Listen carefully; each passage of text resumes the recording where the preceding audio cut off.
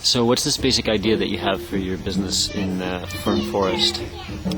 The basic idea is to create a healing, a holistic,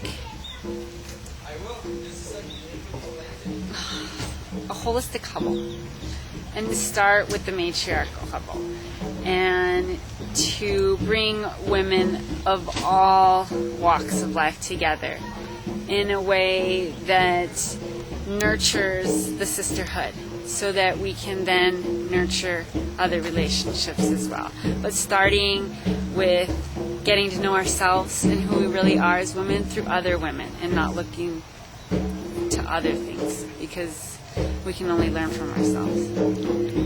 And what do you see the steps being? What are those steps?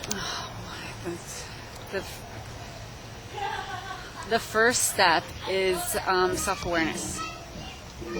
And by self-awareness, if you have body pain or ailments and disease, that to start there, and by paying attention to them instead of trying to ignore them or cover them up or pretend they're not happening. What does yoga do for the body? What does yoga do for the body? The yoga can help the body find a way to either move with that or through it.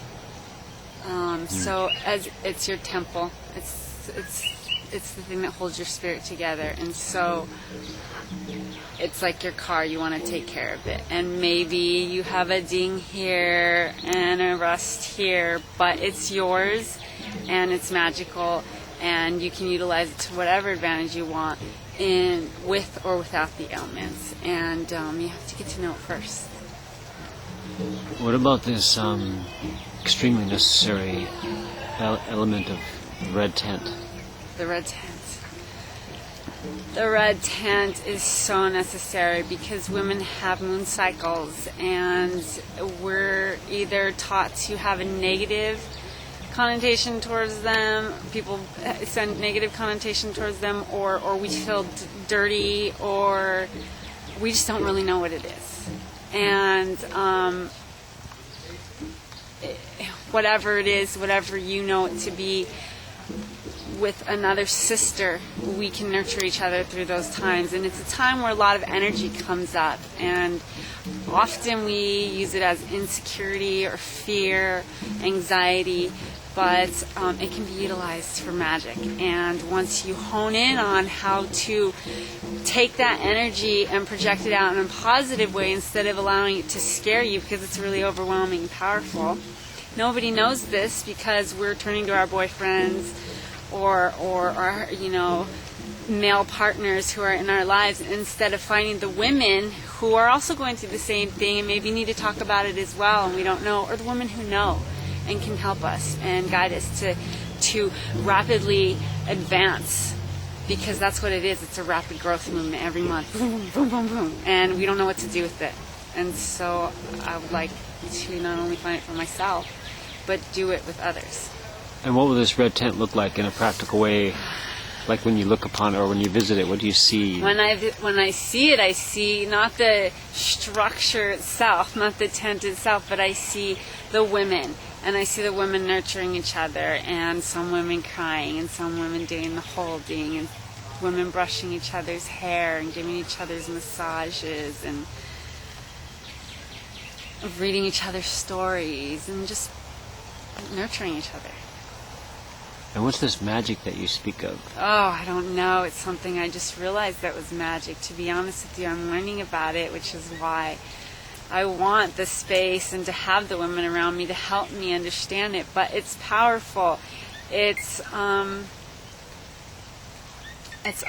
energy, and we all have it, and we all carry it, and I don't think anyone really has an idea of what to do with it. I guess there's some people who claim they do, and I would believe them if they showed me. So I would like to meet those people, but for me, I feel it, and I know that it's powerful, and when I utilize it in a positive way, magic happens. And if I'm using it in a negative way, if it's scaring me or making me insecure, I see it affect a lot of people. So I know it's powerful regardless. So instead of a mission statement, what's an intention or a summary that you can provide for yourself to maintain direction in times of distraction or chaos or absence of funding? What's the basic intention that you have? The basic intention is to remember that the energy is powerful and it can be utilized however I want to choose to use it, because it's my energy. So if I choose to use it for good, it's going to create magic. And if I choose to use it for bad, it's going to create a lot of darkness around me, and I can decide which one I want to live in. Sometimes I want to live in the darkness. I learn a lot there. But I take that and I bring it back and I try to project it out in a positive way. Yeah, the bear cave, the Native American bear cave. And so, excuse me, what needs to be done to be able to provide this to others? I think ultimately just a foundation of having a safe space. And what about staff? Staff. How many do you want to do it alone, or do you need a staff? No, I would need a staff, but a staff of individuals with strong individual talents that they can come and share with others. So, someone who's powerful with food and knows it as an individual commodity, not works for everyone, because it doesn't. And a creator. I need a creator of how to utilize the land. I need people who know how to use the land, and I need a business person to stay in this world and to speak to the people in this world who need it. So someone who can work with money, and someone who can get out there to everybody. So someone who's good at marketing,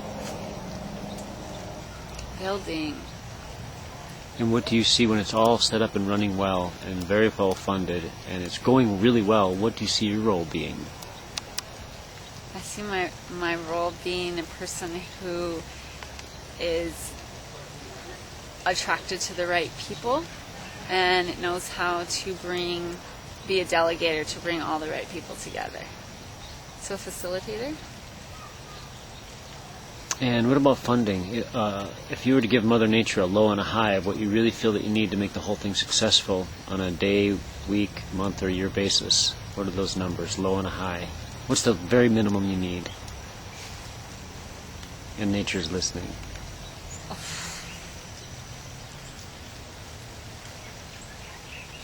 She's the grand sugar mama. No, I don't. For everything to happen? Bare minimum.